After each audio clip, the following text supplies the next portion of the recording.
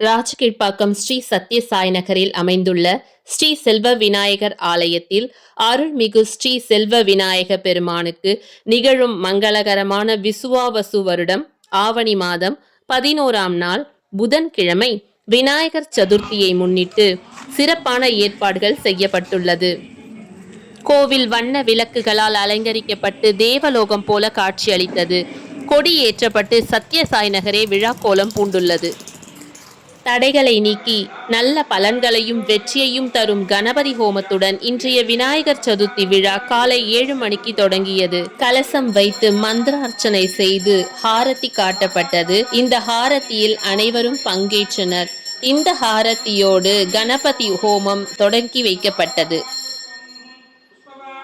மூல மந்திரங்கள் சொல்லப்பட்டு பலவித சமித்துக்களை கொண்டு ஆகுதி செய்தனர்.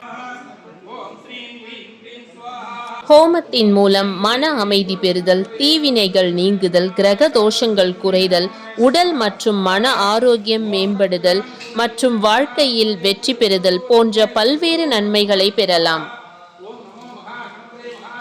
வஸ்திர ஆகுதி நமது அனைத்து தேவைகளையும் பூர்த்தி செய்யும். வெண்ணிற வஸ்திரத்தை ஆகுதி செய்தனர்.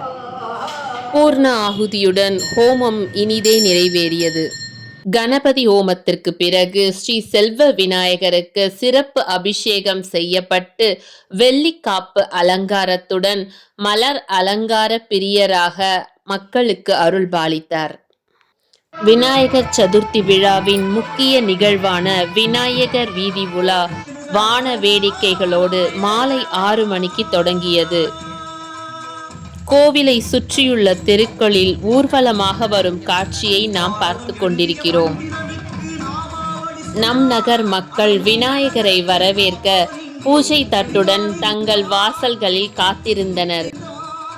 தேங்காய் உடைக்கப்பட்டு பழப்பிரசாதங்களோடு தீபாராதனை காட்டப்பட்டு விநாயகர் மேல் சாற்றியிருந்த மலர்களை மக்கள் பெற்றுக்கொண்டனர்.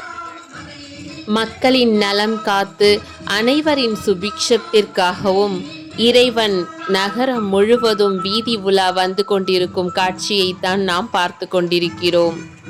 நாமும் இறைவனின் அருளை பெற பிரார்த்திப்போம்.